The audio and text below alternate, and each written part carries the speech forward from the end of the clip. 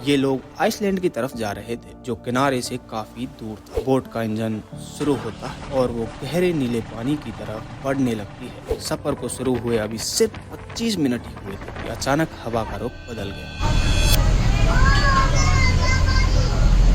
अचानक चारों तरफ काले बादल छा जाते हैं और 70 से 80 किलोमीटर प्रति घंटे की रफ्तार से तूफानी हवाएं चलने लगती हैं। इस वक्त तक बोट पानी के बीचों बीच पहुंच चुकी थी, जहां की गहराई 100 फीट से भी ज्यादा थी। कैप्टन अब धीरे धीरे करके बोट पे अपना कंट्रोल खो रहा था। कहानी शुरू होती है 30 अप्रैल 2026। अप्रैल की वो तपती दोपहर जबलपुर की सड़कों पर भयानक लू चल रही थी और तापमान लगभग 42 डिग्री को पार कर चुका था। ऐसे में शहर की भीड़ भाड़ और इस चुभती गर्मी से बचने के लिए कई लोग अपने परिवार के साथ निकल पड़ते हैं छुट्टियां मनाने और घूमने के लिए बरगी डैम की लोकेशन चुनते हैं। ये डैम जबलपुर से 40 किलोमीटर दूर सतपुरा की पहाड़ियों के बीचों बीच बसा है, जो कि नर्मदा नदी पर बने 30 बड़े बांधों में से एक है। ये डैम इतना विशाल है कि इसे मध्य प्रदेश का मिनी गोवा भी कहा जाता है। यहाँ पानी की गहराई लगभग 100 फीट से भी ज्यादा है। ये कहानी शुरू होती है 30 अप्रैल 2026। जबलपुर के बरगी डैम के किनारे पर हर तरफ हंसी मजाक और बच्चों की किलकारियां थी। वहीं सामने खड़ा था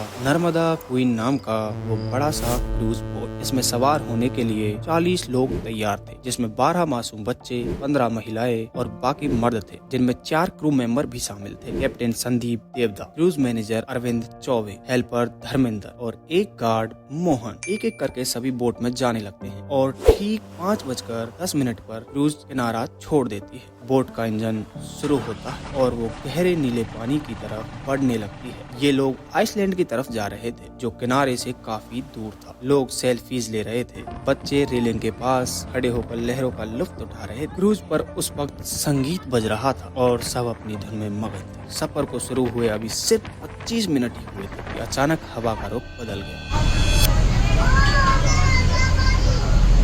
यहाँ आता है दोस्तों सिस्टम का फेलियर। मौसम विभाग ने पहले ही येलो अलर्ट दे दिया था, लेकिन पैसे की लालच में क्रू ने उसे अनदेखा कर दिया और हद तो तब हो गई दोस्तों। इस क्रूज बोट की कैपेसिटी मात्र 30 लोगों की थी, लेकिन लालच के चलते उस समय 10 एक्स्ट्रा टिकट बेचे गए। इसका मतलब था कुछ हजार रुपए का मुनाफा, लेकिन उस कुछ हजार रुपए की कीमत कई लोगों की जान देकर चुकाई गई। अचानक चारों तरफ काले बादल छा जाते हैं और 70 से 80 किलोमीटर प्रति घंटे की रफ्तार से तूफानी हवाएं चलने लगती हैं। इस वक्त तक बोट पानी के बीचों बीच पहुंच चुकी थी, जहां की गहराई 100 फीट से भी ज्यादा थी। कैप्टन अब धीरे धीरे करके बोट पे अपना कंट्रोल खो रहा था। कैप्टन ये सब देखकर तुरंत बोट को वापस ले जाने का फैसला करता है। बोट अब वापस किनारे की तरफ मुड़ रही थी। कैप्टन किसी तरह से बोट को मोड़ लेता है, लेकिन हवाएं इतनी तेज थी कि अभी भी बोट पर पूरा कंट्रोल नहीं था। किनारा अभी भी 800 मीटर दूर था। अभी पानी की एक विशालकाय लहर बोट से टकरा जाती है। लोग चिल्लाने लगते हैं, हमें लाइफ जैकेट दो, हमें लाइफ जैकेट दो। लेकिन अफसोस की बात यह है दोस्तों कि सारी जैकेट्स पहले से ही नीचे के केबिन में बड़ी ही सेफ्टी के साथ ताला बंद थी। यहाँ क्रू मेंबर खुद डर गए और उन्होंने लोगों की मदद करने के बजाय पहले अपनी जान बचाने की कोशिश की। बोट पर लोगों की संख्या ज्यादा थी। बोट अब बाहर नहीं उठा पा रही। बोट धीरे धीरे आगे की साइड झुक गई और अब बोट में ठंडा पानी अंदर आने लगा। शाम के ठीक 5:50 पर एक और जोरदार झटका लगता है और पूरा क्रूज एक तरफ पलट जाता है। अगले ही पल 40 लोग उस 15 डिग्री ठंडे पानी में थे। पानी इतना ठंडा था कि कुछ ही मिनटों में शरीर सुन्न पड़ने लगा। यहाँ दिखता है एक दिल दहला देने वाला नजारा।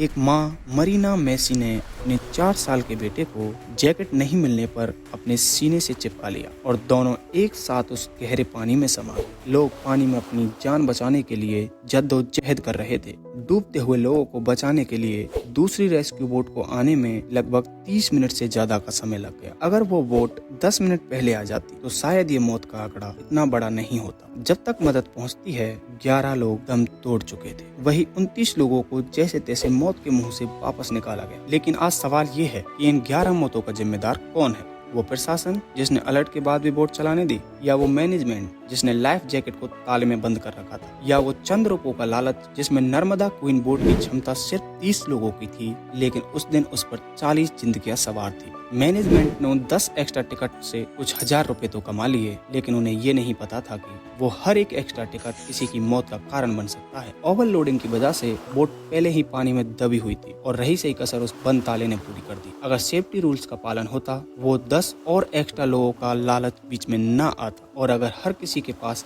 एक लाइफ जैकेट होती तो आज वो मासूम बच्चे अपने परिवार के साथ खेल रहे होते। ये कोई कुदरती आफत या महज एक हादसा नहीं था, ये सरेआम मुनाफाखोरी और लापरवाही से की गई हत्या है। अगली बार जब आप किसी बोट पर सवार हो तो याद रखिएगा आपका एक सवाल, लाइफ जैकेट कहाँ है। ये सवाल आपकी जिंदगी बचा सकते, क्योंकि लालच की कोई हद नहीं होती, लेकिन जिंदगी सिर्फ एक बार मिलती है।